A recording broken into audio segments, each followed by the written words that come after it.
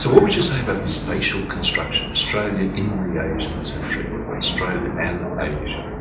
I mean, it's as if Australia isn't Asia, is the way it's constructed, isn't it? Well, the problem that I have actually with the very construction and very emphasis on spatiality is that it's not the social spatiality that is being considered, rather the physical geographical spatiality.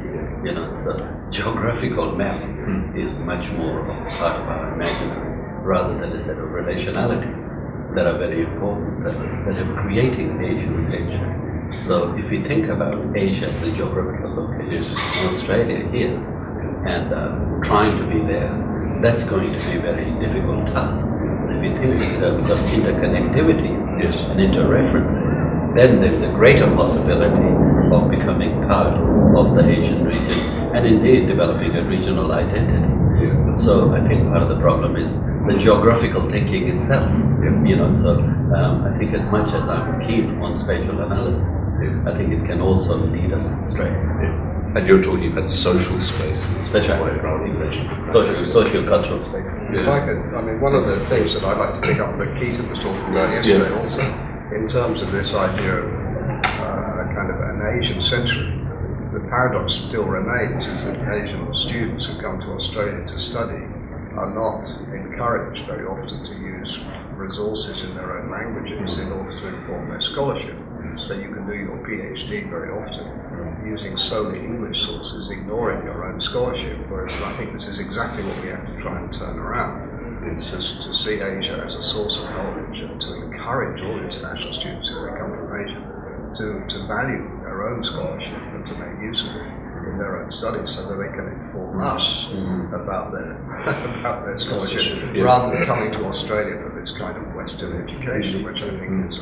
Indeed, Andy, I mean, just to illustrate that point so powerfully, I've had students who've been Director Generals of Education in their own country with a huge wealth of knowledge and understanding. And as soon as they come to become PhD students, they get treated almost as an undergraduate. You know, and I think that's kind of relationship that our pedagogical arrangements enforce upon them, and upon perhaps us, need to be actually looked at, investigated very carefully. It's interesting to me, I've had students from China, and I've had this discussion that we're having with them, and some of them come down on the side, the argument you're putting, that the intellectual resources from China should be used in research. Others have said no. They want this Western epistemologies, as it were, because they see that as an advantage in capital when they return home. So there's that sort of project rather than a sort of intellectual project. Keita, do you want to add anything to what Basil answered? The challenge for us is the fact that we're still operating within a structure of knowledge production where Western knowledge is still accepted as the universal knowledge of the world. So that's a sort of an overall structure of knowledge production within which we're operating, and I think that sort of shapes some of the flows of the international students, for example, who come from Asian countries to Australia to learn the advanced knowledge, universal knowledge of the West, and to go back and capitalize upon that knowledge to get advances of it. So that's a sort of overall structure that we are trying to, I guess, negotiate to create different sort of spaces for a different kind of knowledge production and exchange and so forth. So that's, to me...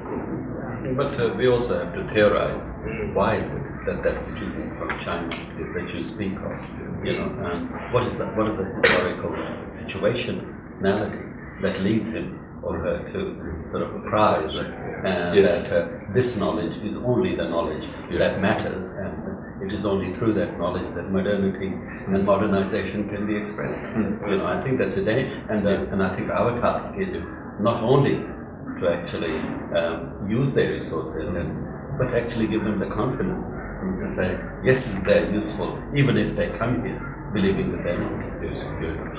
And I think there's an issue, it's not just the production of knowledge, it's the sort of circulation now. It strikes me the way publication academic work now occurs, so the priority given to something like the Social Sciences Citation Index and so on, it absolutely gives preferment to publication in English and particular sorts of journals, which is a structure which is very powerful in relation to what we're talking about. And now our knowledge production, either in Australia or in Asia, is subject to this external pressure generated by this international ranking of universities. Yes. So that basically recognize the English language publication only as the proper output. So it's not just in Australia, but also in Asian countries too. Those universities who try to aspire to become world universities are now pressuring academics to produce writings in English. But for them to do that, they have to rely upon certain theories and academic conventions to have their academic work recognized in international journals and so forth. So that's sort of overall structure of knowledge production. I guess that's creating this difficult situation. And it leads, in some of the cases, to absurd circumstances. I think some Chinese universities pay their staff much more if they publish in some European ones too. But let's say someone's done a study of rice, development of rice that grows particularly well in China. He or she may get paid more for publishing that in an English journal, which may be read by 3 people. But if it were published in a Chinese journal, it might be read by hundreds of thousands of people and actually have a huge impact on local knowledge and development. Yet he or she is more rewarded publishing it. So that is. I think the whole technology of ranking, university ranking, is doing a huge amount of damage in relation to this. And the damage is not that it's changing education towards neoliberal market orientation, but it is actually reinforcing in many systems complicity in universalizing Western knowledge as the only form of knowledge that is in there. So in other words, it is not a harmless instrument. It is an instrument with massive geopolitical consequences. And I think we've got to actually recognize that and name it as such. And I think we've been too reluctant to do so. And like if we come to the language thing, one of the things that strikes me about the language thing, there's all the exaltation in Australia about Asian capabilities, Asian languages, but in actual fact, if you look at the number of students doing Asian languages, it's in sharp decline. And I think that's interesting. There's the talk, but there's the reality because of the role that English is playing in the ways that we've been talking about. Well, I mean, I have to say that I scratch my head when I have a look at these numbers, because the decline in numbers is even more significant once you take out what are called heritage learners. Absolutely. There was 300 non-heritage learners doing Mandarin in Year 12 right across Australia last year. Well, last year there was only one person in the state of Victoria, non-heritage learner, who did Hindi. He did one. Yes. In one school, Yes. And I think that actually raises huge issues about language teaching and what it is that explains, despite the popularity of Asia literacy discourse, they declined at the same time. That doesn't seem to be consistent with each other, yet it's happening. So there is some mechanism that we, as researchers, need to understand.